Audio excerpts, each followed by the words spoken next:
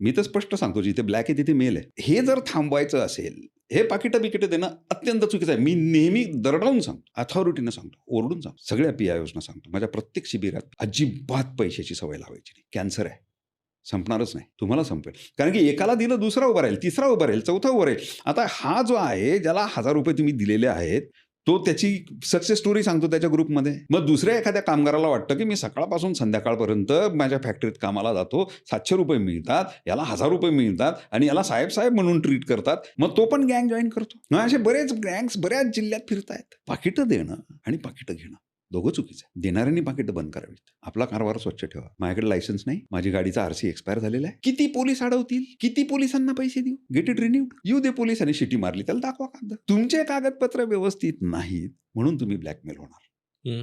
हे पोलिसांनीच आम्हाला शिकवलंय आणि नागरिक आता त्यांना शिकवतात की नको देऊ, पैसे नको, मला माहिती दे. तो म्हणतो माहिती नको घेऊ, हे घेऊन जा. मग तो त्याला सांगतो की त्याला ही माहिती माग, तो ते देतो. वाढवले तुम्हीच ना. एखाद्या परिसरात जर एखादा रोग होतोय तर त्या परिसरात त्या लोकांना पोषक वातावरण आहे. मग तुमच्याचकडे का फिरतात हे? का जात नाही इमानदार अधिकाऱ्यांकडे? इमानदार अधिकारी त्याची झोपडी उघडून दाखवतो, बघ रे काय करायचं ते कर. अरे प्रत्येक अधिकाऱ्याचे 3-3, 4-4 ऑडिट्स होतात. फाईल तर ऑडिटर तपासतो. ऑडिटर तर त्यांच्या कार्यालयातला तसबेर असतो. त्याला जर तुमच्या कारभारात गडबड सापडत नसेल तर नागरिकाला कशाला सापडेल? मग तुम्ही कशाला चिंता करायची? ब्लॅकमेलची पॉसिबिलिटीज नाही ना, unless there is something unlawful which is been happening in that office. तरच ब्लॅकमेल व्हायची शक्यता आहे. त्याच्यामुळे बाकीच्यांनी बिंदास राहायचं. काय ब्लॅकमेल होत नाही. आपण ब्लॅक करायचं नाही, आपण मेल होणार नाही.